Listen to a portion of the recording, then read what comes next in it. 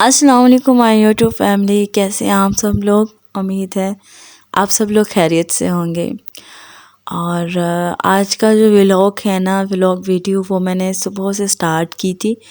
तो छोटे छोटे से क्लिप मैंने जो है ना वो आप लोगों के लिए शूट किए थे। दोपहर का डिनर और उसके बाद जो है ना, आपने टाइटल देखा होगा कि किसी के एक झूठ की वजह से मेरा कितना नुकसान हुआ। ठीक है, तो नुकसान है, छोटा हो या बड़ा हो, और जो परेशानी का सामना करना पड़ता है वो एक अलग बात होती है।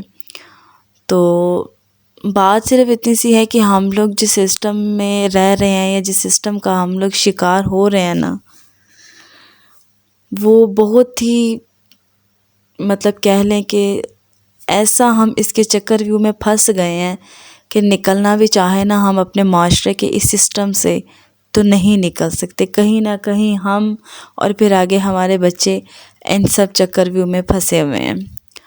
तो मैं यहाँ पर ना दोपहर का खाना रेडी कर रही थी, उसके बाद भी मैं आपके साथ शेयर करूँगी कि मेरे साथ क्या हुआ।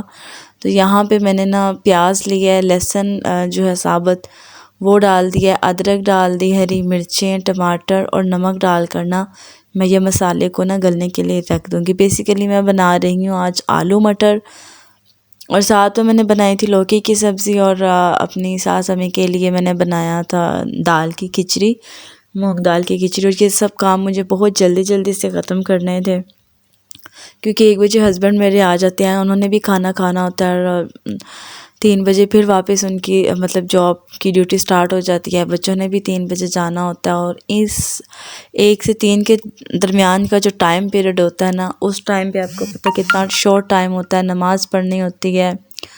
और उस आज मुझे तो है ना वो नादरा के दफ़्तर भी जाना था बच्चों के काम के सिलसिले में, उनके पे फॉर्म बनाने थे, और कुछ परेशानी भी ऐसी ही हुई। तो यहाँ पर ना मेरा मसाला जो था वो गल चुका था बड़ा अच्छा, और आपने देखा होगा कि पोटैटो मैश करने वाले टूल के साथ जो है ना, मेरा मतलब जो पोटैटो मैश करने वाला था होता है, उसी के साथ मैंने जो है ना वो सारा मसाला अच्छे से मैश करके फिर इसमें मैंने स्पाइसेस ऐड कर लिए थे।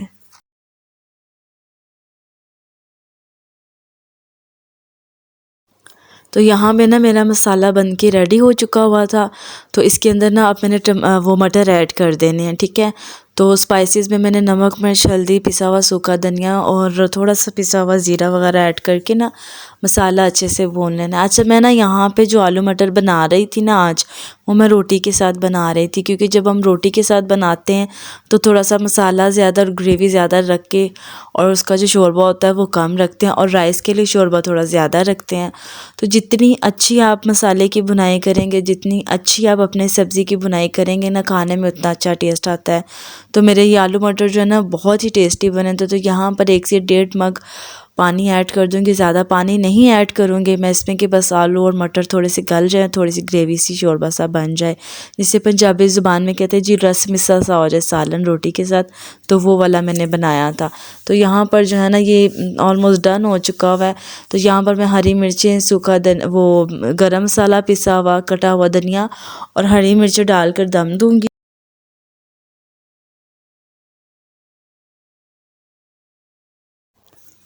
अच्छा, यहाँ पर हरी मिर्ची जो डाली थी ना, इसकी बहुत ही अच्छी खुशबू आ रही थी सालन में से।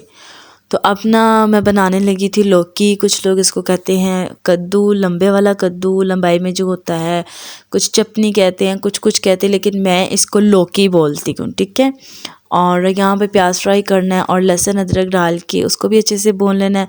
फिर थोड़ा सा पानी डाल के स्पाइसेस ऐड करने हैं, नमक, मिर्च, हल्दी, पिसा हुआ सूखा धनिया वगैरह, और फिर टमाटर डाल के उसको दम दे के ना, फिर लौकी डाल के 1 गिलास पानी डाल देना है बस, और उसी पानी में वो गल जाएगी, और फिर इसको मैश कर लेना, और हमारी मज़ेदार सी लौकी रेडी हो जाएगी।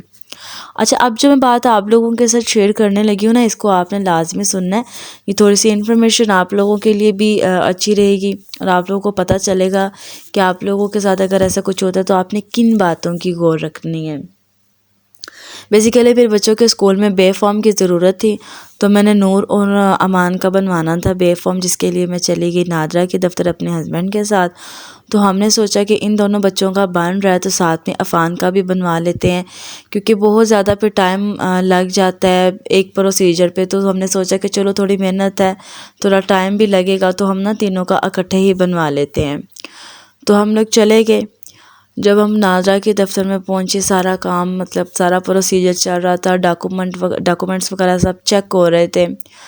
तो जब मतलब काम कंप्लीट होने वाला था ना, तो लास्ट में उन्होंने कहा कि आपके सबसे छोटे बेटे अफ़ान का जो है ना ये पर्ची जो बनी हुई है, पैदाइशी पर्ची जो बनी हुई है ना, ये ऑनलाइन नहीं है, मतलब कंप्यूटराइज नहीं बनी हुई। जबकि जब इसकी हमारे बच्चों की बर्थ होती है ना, हम उसी टाइम पे इनका ना ये सारा प्रोसीजर कंप्लीट कर लेते हैं। और उस टाइम पे जब इसकी पैदाइशी पर्ची बनाई थी ना, तो उन्होंने कहा था कि ये कंप्यूटराइज बनी है। तो हमें तो पता ही नहीं है कि ये बनी है कि नहीं, क्योंकि डाटा तो कंप्यूटर में मौजूद होता है। तो इस टाइम पे जब वो 2 साल का हो गया, तो हमें पता चला कि इसका तो जो है ना, इसकी पैदाइशी पर्ची वो तो ऑनलाइन ही नहीं बनी। खैर, वहाँ भी हमें परेशानी का सामना ये करना पड़ा कि दोनों बच्चों का जो है वो काम कंप्लीट हो गया, और इस पर आकर जो है ना उन्होंने पेंडिंग हो गया और दोबारा हमें वापस भेज दिया कि आप इसका भी जो है ना ऑनलाइन करवा कर आएँ। तो जब यहाँ पर आए तो मैंने अपने हस्बैंड से कहा कि ये तो बहुत ही गलत बात है, मतलब कि उन्होंने झूठ बोला। उस टाइम भी उन्होंने पैसे ले लिए कि जी हम कंप्यूटराइज मतलब करवा के देंगे, जो आपको आने वाले वक्त में जो है ना किसी किस्म की मुश्किल का सामना नहीं होगा। तो यार यहाँ पर आए, यहाँ पर बातचीत, उन्होंने कहा जी और पैसे लगेंगे, और अब चूंकि उसकी एज ज़्यादा थी उस हिसाब से उसके पैसे भी ज़्यादा लग रहे थे। ठीक है, वो परेशानी का सामना करना पड़ा। और आज 4 से 5 दिन मुसलसल चक्कर लगाने के बाद जाकर जो परेशानी उठानी पड़ी वो अलग से, जो इतना टाइम देना पड़ा, हस्बैंड को जॉब से ऑफ लेना पड़ा, मुझे घर के सब काम छोड़कर जाना पड़ा। तो बात करने का मकसद सिर्फ इतना है कि ये लोग खुद जानबूझकर ऐसे काम करते हैं, गलतियां करते हैं, स्पेलिंग मिस्टेक्स करते हैं, नाम की गलतियां करते हैं, ताकि लोग दोबारा आएँ और इनको डबल पैसे दें और ये काम करें। ये सब कुछ हमारे सिस्टम की ख़राबी है। पता नहीं मातहत जो क्यों इनके ऊपर बैठे होते हैं वो लोग ऐसे हैं, या ये सब लोग कुछ खुद ऐसे करते हैं। मेरी बेटी के टाइम पे भी इन्होंने गलत नाम लिखा, फिर दोबारा पैसे दिए, दोबारा सब कुछ बनवाया। तो आप लोग जब इस तरह का कोई भी काम हो तो अपना अच्छे से डाटा अपना अच्छे से कंफर्म किया करें। अगर आप कोई शनाख्ती कार्ड वगैरह, कुछ पासपोर्ट, कुछ इस तरह का मतलब बहुत इम्पोर्टेंट काम करवा रहे होते हैं ना, तो अपना जो आप डाटा एंटर करवा रहे होते हैं, जो भी चीज़ बनवा रहे होते हैं ना, उसको बार बार लाजमी आप लोग देखा करें कि कहीं कोई मिस्टेक तो नहीं रह गई। कहीं पर ऐसा होता है कि सम टाइम हम लोगों का एड्रेस गलत होने की वजह से हम लोगों को आगे पासपोर्ट्स में इतने इश्यूज़ हो जाते हैं, कोई डेट ऑफ बर्थ गलत एंटर हो जाती है। तो इस तरह की मज़ीद मुश्किलात से बचने के लिए हमें पहले ही चाहिए कि हम जो है ना अपना जो डाटा एंटर करवाते हैं, जो काम करवा रहे होते हैं ना, उसको गौर से 1 बार 2 बार 3 बार देख लिया करें, क्योंकि इन लोगों ने तो पैसे लेने हैं, काम कर देना है। तो जो मुश्किल और परेशानी बाद में हमें उठाना पड़ती है ना, वो मतलब सम टाइम नहीं बर्दाश्त होती। मतलब सम टाइम ऐसा होता है कि हमें बहुत ज़्यादा जल्दी होती है और इस काम की वजह से ना बहुत से काम पेंडिंग रह जाते हैं। तो जी आज का व्लॉग यहीं तक था। नेक्स्ट व्लॉग तक के लिए अल्लाह हाफ़िज़।